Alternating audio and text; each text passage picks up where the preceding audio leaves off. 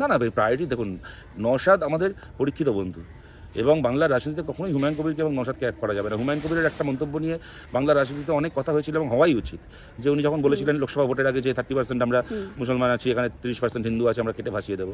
নওশাদকে আপনি কোনোদিন দেখাতে পারবেন না যেদিন থেকে রাজনীতি এসছে তবে থেকে আজকে পর্যন্ত কোনোদিনও এমন কোনো কথা বলেছে যা কিনা এটা এই বার্তা দিয়েছে যে ও কোনো একটা ধর্মের কথা, কোনো একটা সম্প্রদায়ের কথা বলে রাজনীতি করছে।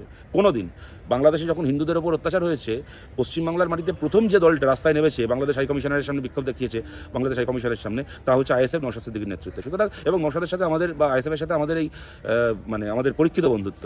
নওশাদ একা একটা দল থেকে এমএলএ হয়ে এত লোক বিক্রি হয়ে গেছে, কিন্তু 5 বছর ধরে বিক্রি হয়নি, লড়াই করে গেছে, জেল কেটেছে, লড়াই থেকে সরেনি। সুতরাং নওশাদ আমাদের, আইএসএফ আমাদের পরীক্ষিত বন্ধু, তার সঙ্গে এটা তুলনা করা যায় না। কিন্তু হ্যাঁ, এটাও ঘটনা, উনি হুমায়ুন কবির এর আগে কখনো কোনো একটা কথা বলেছিলেন বলে আজকে তার সঙ্গে কোনো কথা হতে পারে না এমন নয়। আমরা আমাদের জায়গায় ঠিক আছি। এবার ওনাকে বলতে হবে যে উনি বাবরি মসজিদ নিয়েই রাজনীতি করবেন, উনি হিন্দু মুসলমানের রাজনীতি করবেন, নাকি উনি স্কুল কলেজ হাসপাতালের রাজনীতি করবেন, যে রাজনীতিতে আমরা বামপন্থীরা বিশ্বাস করি, যে রাজনীতি আইএসএফও বিশ্বাস করে। যদি উনি সেটা করেন, আগামী দিনে কথা হবে। যদি উনি আমি মমতা মন্দির বানাচ্ছে তো আমি মসজিদ বানাবো এই রাজনীতি করেন, তাহলে ওনার সাথে কথা হওয়ার কোনো সুযোগ থাকবে না।